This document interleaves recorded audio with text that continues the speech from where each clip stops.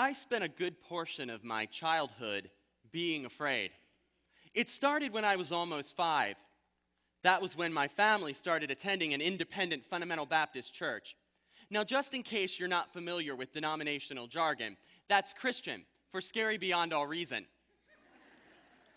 At my church, we talked a lot about God, we talked a lot about Jesus, and we talked a lot about how God and Jesus would bring about the end of the world.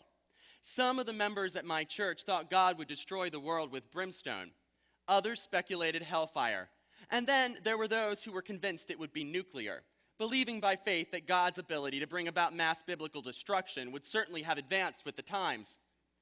All that talk about the end of the world only made me afraid. And since I was a kid whose mother went into cardiac arrest every time she caught me standing in front of the microwave oven, or drinking a carbonated beverage for fear that I might accidentally mix it with Pop Rocks, I didn't need another reason to be afraid. But sadly, I realized early on that, for me, faith was not only the evidence of things unseen, it was also a really good reason to store up canned goods in a bomb shelter in the backyard. When I was in 7th grade, my pastor invited an evangelist to preach at my church, hoping he would inspire us with fear. I, for one, thought Brother Tim did a fantastic job. Not only did his sermon reinforce my fear of the Soviet Union, Communist China, CBS News, and Cher, I also became quite frightened when he told us that Bounty paper towels were being manufactured by Satan worshipers. Horrified, I looked at my mother and said, "I wiped my face with one of those this morning." My mother was concerned too. The Quicker Picker-Upper was her favorite brand of paper towel. So she kind of got sick to her stomach thinking about all the years she'd spent thoroughly enjoying cleaning up spills with the power of Satan's absorbent quilting. Consequently, I ended up spending the better part of that afternoon purging our cupboards and closets of the devil's paper products. And after a thorough investigation of our pantry, I uncovered proof that Satan's people also made my mother's favorite brand of crunchy peanut butter. "Leave it to Satan to weasel his way into peanut butter and jelly sandwiches," my mother said. I nodded, and then prayed to God that I would be able to prove the powers of hell also had something to do with my mother's homemade quiche. On December 31st, 1987, just a few minutes shy of New Year's, I was in my bedroom, pacing back and forth between the window and my bed, scared to death that Jesus was coming back at midnight. You see, my algebra teacher at the Christian school I attended moonlighted as a conspiracy theorist. For months, he'd been telling us to get ready for Jesus' return. And I believed him because he'd brought a book to class that detailed 88 reasons why the rapture was going to happen.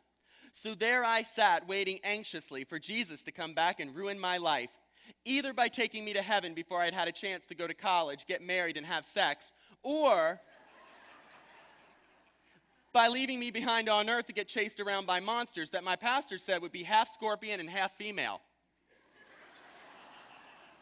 When the clock struck midnight and Jesus didn't bust through the cumulus clouds to the sound of a trumpet, it occurred to me that perhaps he wasn't on Eastern Standard Time. In the weeks leading up to 1988, I remember having lots of questions. Why are people wasting their time celebrating Christmas? Why are couples still trying to get pregnant? And why in the world is Debbie Gibson making a second record? But that's what happens when you live in fear. You stop dreaming, hoping, and in a way, living.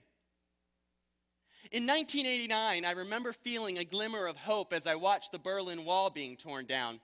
The fall of communism sort of diffused the hopes and dreams of the people in my church who seemed to be almost giddy about the end of the world. But what I didn't understand back then is that it would only be a matter of time before a new current event would give them a reason to once again imagine the end. In 1990, it was Desert Storm. Then, in 1992, my pastor told us that the apocalypse would certainly be brought on by the Antichrist and his wife Hillary.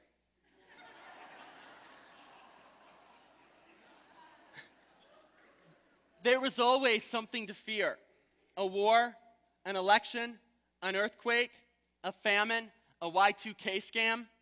A couple years ago, I was in Chicago walking through a church cemetery, reading the names and dates on gravestones. Some people think my fascination with cemeteries is strange, but for some reason being around dead people puts my mind at ease. At the very least, it reminds me that I'm alive. Eventually, I came upon a gravesite that didn't have a headstone. The dirt was fresh. The flowers were still alive. In my mind, I imagined a preacher standing over a coffin. Family and friends gathered around, listening and weeping while the preacher recited the words of King David.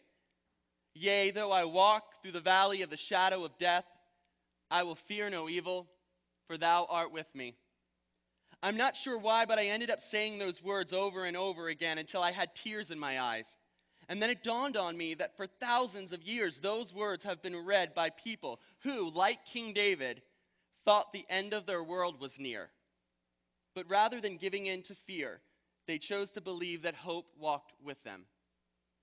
I wish I could say that I was fearless, but the truth is, fear still overwhelms me sometimes.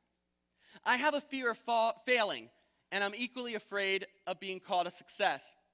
I still don't like being in the kitchen when the microwave is running. And once in a while, when I've spent too much time watching CNN or Fox News, I'm tempted to stop dreaming. But rather than allowing fear to hold me hostage, I choose to grab a hand of hope and take one more step through the valley. Because I am convinced that faith is the evidence of things unseen, and never the fear of what I do not know.